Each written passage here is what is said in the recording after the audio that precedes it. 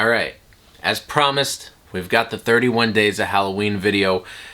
To be honest with you guys, I really didn't think I was gonna do it, and you know what? I'll just it's kind of embarrassing when you're in your 20s and you're like, yeah, I actually got through doing 31 Days of Halloween, because I go by a certain set of rules, right?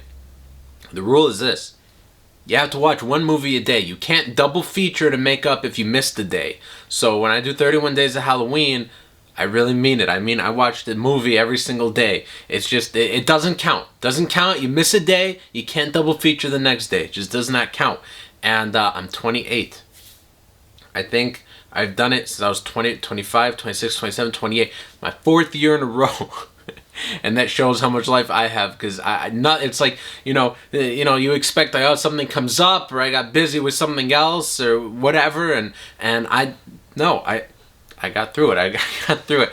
I watched 35 movies. I've got my Letterboxd open right now, so we're gonna go through them. I don't shill, really. I said I'm not gonna shill on this channel, but follow me on Letterboxd, guys. I need more followers. I'm looking for people to follow. I follow like maybe 20 people on Letterboxd, so I gotta follow more people. So comment your letterboxes or just follow me. I'll put my username in the description. But I also want to say, I really hated this 31 Days of Halloween, because I think I watched like 5 good movies at most. I ended up watching 35 movies in 31 days.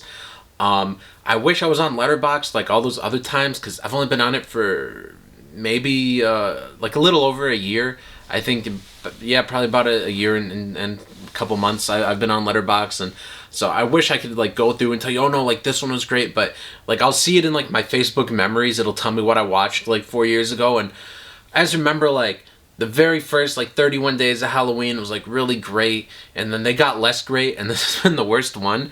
And the reason is, I try to do like mostly movies I haven't seen before, and I know you guys can't get a total like view of everything I have around me, but I've got like 7 bookshelves. Some of them are filled with books, some are filled with movies, and they're all over the place, and I need more bookshelves. And this is after I got rid of like hundreds of books and movies, and I have no space. But I wanted, the whole point is I wanted to get through a bunch of the movies I haven't seen before. So instead of like, in years past I'd maybe watch like, oh, I'll watch like 15, 20 new movies. I'll watch like 10 movies I really love. I watched 2 movies that I really love, and I watched them on the final day, because I wanted to get through like a few of the movies I did stream, but most of them here that I watched, I own. So I guess I've rambled enough, and we'll get into it. So on day 1, I watched Megan, and I liked Megan. I gave it 3.5 stars. And then day 2, I watched Nope, and I should have known, because I thought Get Out was just okay and overhyped. I did not like Us, and I just had a feeling I just had a feeling I wouldn't like Nope. And one of my friends was like, "No, trust me, you'll like this one." And I shouldn't have listened, but I watched Nope and I gave it half a star. I almost lost my mind. I always say I love this little like subgenre of movies. I just call it movies about making movies, like Blowout and Mulholland Drive and a couple others. And I like movies like that. And Nope kind of had some elements like that too, and I hated it. And I was just like, maybe I don't like movies about making movies after I saw Nope. Next, for my for those of you that like shot-on-video movies, I watched Captives, which, if you like shot-on-video movies, and I like a few, you'll be familiar with Video Violence. And Video Violence is like the godfather of shot-on-video movies, and Video Violence 2 is like the Godfather 2 of shot-on-video movies. And I love those 2 movies to death. And the guy that made those movies, he made one other movie. It's called Captives. And unfortunately, I watched it and I hated it. It has none of the charm. It's not funny. Nothing like Video Violence 1 and 2. So I gave it 2.5 stars. Next. Oh boy, so this is when I thought it was turning around, because I had such a great double feature. So I watched the movie Trauma from 1993, Dario Argento movie. Let me take a sip of water here, guys. You guys don't mind if I don't edit this out, right? Maybe one day I'll get to editing these things. But I watched Trauma. I gave it 4.5 stars because a couple scenes felt a little too. I guess I shouldn't critique a Dario Argento movie and call it goofy, since they all are goofy, but some of the scenes were so goofy they kind of felt out of place and distracting from an otherwise, I guess, kind of a serious movie. I mean, again, it's kind of like hard to call some of these movies from Dario Argento like serious. I mean, they're all dumb movies, but I felt like at times it was trying to be really serious, and the goofy stuff was fine, but then it was like, the superb, like, goofy stuff, like, over-the-top goofy, it just did not fit. So I give it 4.5 stars, but I was actually really shocked because my favorite Dario Argento movie, like everybody else on the planet, has always been Suspiria. But when I watched Trauma, I was like, geez, this might actually be his best movie. It might be my favorite Dario Argento movie. So yeah, I'll probably revisit that one soon. I really, really, really love Trauma. And then after that, I watched Something Wicked This Way Comes, which I've been waiting for a while to see this movie, so I love the book. I read it like 5 years ago. I like Ray Bradbury books. And I always heard about the movie, but it wasn't streaming. I don't think there was a DVD release, or if there was, it's probably out of print. And I just never saw it. And one of my friends was like, here, watch it. And he gave me a link so I could pirate it. It's on archive.org or whatever. And he's like, here, you gotta pirate the movie. I was like, okay, yeah, I'll pirate it. And then, like, the night before I was gonna watch it, Disney Plus, like, released it. So I streamed it. And I really liked it. I feel it, I give it 4 stars. I really liked it. I just feel like, and I know it was adapted by Ray Bradbury, but, there's so much in the novel that I felt like he took, like, a little from here, a little from there, and he was trying not to leave anything out. And I just feel like it would have been a little bit better of a story if it was more streamlined, like if it picked more of a direction. But I really did like it. I think I would have liked it more, though, if it was one like I grew up with as a kid, because it is like a PG-13 movie. And if I had seen it when I was 13, 12, 10, I would have easily given it like 20 stars. But seeing it now at 28, yeah, I give it 4 stars. Next, I was really hopeful for this one. So I was trying to watch some of my Vinegar Syndrome releases at this point in 31 days. And so I put on a couple, and I put on Cutting Class, which I gave 2.5 stars. One of my friends swears by this movie, but I didn't give it the worst score possible. I gave it 2.5 out of 5 stars. I've seen much worse slasher movies, but I don't know. There was just something about it where it was just a little bit bland. I mean, you guys see like the Rocky, like how this 31 Days is going. It's like Megan's cool. I hated Nope. I hated Captives. I go to like the best movie, like with Trauma, and then Something Wicked This Way Comes, and then I get to Cutting Class, and then we're just on a decline. But actually, we go up a little bit after Cutting Class. We get to this movie called Deadline from 1980, another Vinegar Syndrome release, which I have so many Vinegar Syndrome movies that I have not seen yet. And I was like, I'll do 31 Days of Vinegar Syndrome is what I was thinking. And then I was like, I looked at my Vinegar Syndrome movies, and I was like, why did I buy any of these? I don't even want them. My relationship with Vinegar Syndrome is this. When I started buying them, it was when they put out this movie, what's it called? Dolly Dearest, I believe, a little slasher movie with a killer doll, and I liked that one. And this is around the time they put out Fade to Black, like their best release. And I had bought like some of their best releases, like Christmas Evil. I'm trying to see, it's not that far away, but like, oh yeah, Jack Frost and like Pledge Night. Like some of these are really cool. And they put out some other fun ones like Cthulhu Mansion and a few others. But I was getting Vinegar Syndrome like at their peak, at their best. And a lot of their releases have been bottom of the barrel, outside of like some of the studio stuff like Texas Chainsaw 2 and From Beyond. But at this point in 31 Days, I was like, I'm gonna get through them. And I only went through a few. Deadline, though, I did give it 3.5. It wasn't too bad. It wasn't too bad. It was, I can't say it was like one of the best Vinegar Syndrome releases I've ever seen, but it was like a nice little gem. I probably won't watch it again. But it's a movie you don't have to think too much about, which I like, and you can just leave it on in the background if you got to do something. Which, by the way, I suffered through them. I wasn't like, I'm just gonna put it on while I do chores or while I do something else. Like, no, I sat there and I watched. But it's just the type of movie that, you know, if you're doing something, if you're throwing a little Halloween party, you just want something on the TV, you could easily throw Deadline on, like especially Deadline, because it's about like a Stephen King kind of author guy, and it randomly like cuts away to like adaptations of like his dumb little horror novels. You just get like random scenes like these kids like lighting grandma on fire. Pardon me. You guys know I do some of these videos and I'm just talking, and then I finish and I'm just like, oh my god, my throat's all dry, and I'm just like chugging water. So I'll edit those out in the future, but not in this video. After that, alright, so after that I was like, alright, we'll watch The Monkey. The Monkey, I gave it 3 stars. Wait, did I mention I gave Deadline 3.5? Yeah, but The Monkey, I gave it 3 stars. It was alright. Nothing really much to say about The Monkey. And then, alright, so here's where I was like, well, Severin, I'll forget it, or I mean, Vinegar Syndrome, I'll forget about them for a little bit, and I'll watch some Severin, because I had some Severin movies that I hadn't seen, and I had some DVDs. If I recall correctly, I think Severin got out of selling DVDs, and they had a sale a few years ago, maybe like 3 or 4 years ago, and they're like, these are all cheap, please take them off our hands. So I bought a few, and I regret all of these. So we're on day 8 now.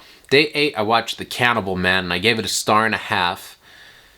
There's no cannibal or cannibalism in the movie. It's like if you made a movie called Texas Chainsaw Massacre, and it's not set in Texas, and there's no massacre, and there's no chainsaw, and that's your movie. Oh, it's the Texas Chainsaw Massacre. Yeah, that was this movie, The Cannibal Man. House on the Edge of the Park, I gave it 1 star. That was what I saw on day 9. On day 10, Night of the Demon. This is the 3rd Severin movie I watched, and not like the real Kino, like Night of the Demons that everybody likes, but this is just Night of the Demon, the Bigfoot movie. I gave it 2.5 stars. It actually was like the best of the Severin movies, but it still really sucked balls. And then this movie, I don't know how to say it. I had a double feature on day 11, Noroi, The Curse from 2005. So sometimes in 31 days, I'll have a little box set I want to go through. I went through Paranormal Activity last year, I think, and I'm trying to remember which other ones I've gone through. But like, sometimes I'll have a little box set. I'll go through it for 31 days, and it's right here. Arrow Video put this one out, J-Horror Rising, and I wanted to get more into J-Horror when I picked this up, and I hadn't heard of any of these. I'm not really a J-Horror expert, to be honest with you. And that's the one that everybody talks about the most. And I gave it 0.5 star. That's the one. Everyone bought it for that movie, whatever, Noroi, The Curse. I don't know. And everyone claims it's so Kino. I even looked at the Letterboxd, and it's got like all those reviews, like towards the end, towards the 4, 4.5, and 5 stars. And I'm like, oh my god, I'm in for like this cool Kino. And I can't even explain how bored I was. I was wondering if I had the right movie. I hated it that much. I hated it, and this is on the 11th, and the 11th I had a double feature, so I hated it so much. I needed a movie that I was like, there's no way this could be bad. Like, it doesn't even have to be really great, it just didn't have to be bad. And, like, also, like, 31 Days has nosedived at this point. Like, I've got, like, a 1.5, a 1, a 2.5, and then a 0.5 star. So I've got, like, a string of all these bad movies in a row. I put on Teen Wolf. I've never seen Teen Wolf. I gave it 4 stars. I liked it. Next, day 12, Happy Death Day. I gave it 5 stars, and I even gave it the little heart that you could give on Letterboxd. I just really liked it. I thought it was cool. I watched the sequel the next day on the 13th. I gave it 3.5 stars. It was a step down, but it was cool. Next, oh, I'm excited to talk about this one because y'all lied to me. So, one of my favorite movies in recent years is the 2020 Invisible Man. And I was looking really forward to The Wolfman because it's the same writer-director. And I didn't even realize it already came out. And then I bought a copy of it because I really wanted to see it. And everyone said it was trash, so I was like real excited because like I like this filmmaker, but everyone's saying it's garbage. So I gave it 4 stars. I really liked it. Everyone with werewolf movies, they want to see American Werewolf in London. If you make a werewolf movie and it has to be American Werewolf in London. If it's not American Werewolf in London, they're not gonna like it. Everyone just wants a remake of American Werewolf in London. I feel that's what they want when it comes to werewolf movies. Although, I'll admit, I have not seen a ton of werewolf movies, but it's just kind of like the discourse I see around werewolf movies is, you know, I might see somebody in a Facebook group talking about a movie and people are like, well, it's good, but it's no American Werewolf in London.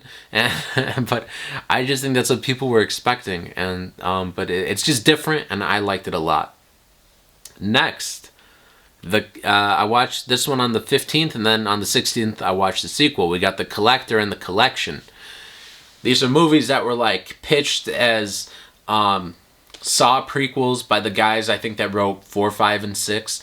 And the scripts were rejected, so they tinkered them a bit, and they're so gnarly, like they make no sense. The guy has no motive. You have no idea what's going on. The characters are forgettable. You don't like them. You don't care about them. It's just mindless. You don't have to think too much about it. And it should be just garbage and awful, but it just works. It works. Like I actually like this a lot. I gave The Collector 3 stars and the sequel 3.5. I really like them. Their version of Jigsaw is just like this jacked dude, and he's just going around just fucking with people, to put it that way. And I don't know, it's just like so funny. There's like one part where he like traps a guy in a box, and then another guy, like, I don't know, like a week later, like opens the box, and so like the first guy spills out and he's like, this guy's the collector, he collects people. And then the other dude that opened the box is like, all right, that's enough from you, NPC, and he just like shoves him back into the box. Then on the 17th, we started going up at this point, but it nosedives fast. Shadow of the Vampire, I gave it 4 stars. I like that one a lot. If you notice, I have more to say about the movies I hated sometimes than the movies I liked. Because it seems like, besides The Collector and Collection, I'm like, oh, good movie. Oh, terrible movie. Let me talk for 10 minutes how terrible it was. We got the Fright Night remake on the 18th. I've been putting that one off for a while.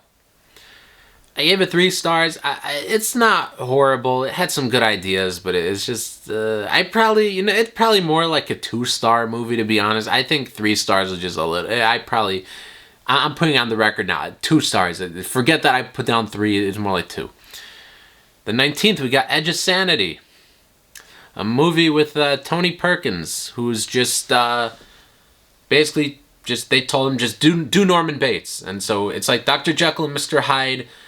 He's taking cocaine, and I'm making it sound a lot cooler than it is, because it's not cool. It's like so boring, but I gave it a 0.5 star. That same day, I had to babysit my little cousin, and you know what we watched? We watched Return to Oz. I think they might have just put this one up on Disney+. So, to be honest, I know everyone grew up with The Wizard of Oz. I did not grow up with it. I did not see The Wizard of Oz until recent times. Until I was like 27 probably. I finally saw The Wizard of Oz. And it's because sometimes I babysit my little cousin. She's 4. And sometimes we look for movies to watch. And I just one day we just happened to put on The Wizard of Oz. I was like, watch this, and I had been wanting to see The Wizard of Oz, so it was like we watched it together, and we both really loved it. And when my little cousin comes over, we either watch The Lion King or The Wizard of Oz, or I've even shown her Gremlins. I've shown her Child's Play. There's just a few movies that we've just really kind of bonded over, and The Wizard of Oz was one of them. And I put on the sequel, Return to Oz, that day when she came over, and so this is my other double feature on the 19th. Edge of Sanity and Return to Oz, what a double feature. So we streamed that, and I really loved Return to Oz. Thing about kids today is like, you know, some of my friends that have seen it and saw it around that time when it came out, Return to Oz, and when watching it in like the early 90s, they're like, oh, the imagery is like terrifying to a kid. And I was like, oh, okay, cool, this is like really scare her, because my little cousin, she always wants to watch scary movies. She keeps asking me, can we watch like movies for big people like you watch? And I'm like, no, not really. But she like really wants to watch something scary. Like kids these days think Chucky is cute. They think Chucky's cute. They don't get scared. I have a niece that's 3, and her favorite character is the Grinch. She wants to, she loves the Grinch. She wants to, you know, she wants like the Grinch sweater and any like Grinch thing she can get her hands on. Her favorite character in The Grinch Stole Christmas is the Grinch. So kids these days, the little like COVID babies, they just love scary things, I guess. And but my little cousin sat through Return to Oz, and she was unfazed. All right, guys. So the 20th.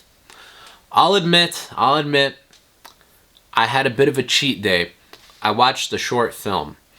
The one I wanted to watch, I think it's called The Spider Will Eat You, is a bonus feature on a Blu-ray of Tourist Trap. But I don't have that one, so I don't have that special feature. I guess if you know the movie Tourist Trap, really cool, gnarly movie. I think it's from maybe 89 or 90. This is like the short film, it might be a student film. I think it's like half an hour that it's based on that short film, but I couldn't find it on YouTube or archive.org. I don't know where to find it. So besides buying that other Blu-ray, but I wanted to do a cheat day. My buddy recommended it. I was just running out of time, and I couldn't find it. So on the 20th, I watched a movie called Baby from Outer Space. It's a short film. Maybe it's like 10 minutes or 15 minutes or something. And I think I watched a couple other short films on YouTube, but I didn't log them all, to be honest with you. But my friend sent me a bunch, just like outrageous, just weird stuff. Baby from Outer Space from 1991. It makes no sense. I have no idea what I watched. Oh, and then I watched a really good one on the 21st. Dangerous Animals. I gave it 4.5 stars. It just came out. It might be horror movie of the year. It's between either that or Together. I really like those two a lot. I love Weapons too. Weapons is cool. But I really like Together, and I really like Dangerous Animals. I think you guys should see it. It's real gnarly. After that, I streamed Companion, which I did not like at all. I gave it 2 stars for Sophie Thatcher. Of course, she's wonderful, but I just didn't like the story. I mean, it's a cool premise, but it was boring. The 23rd, I watched Death Becomes Her.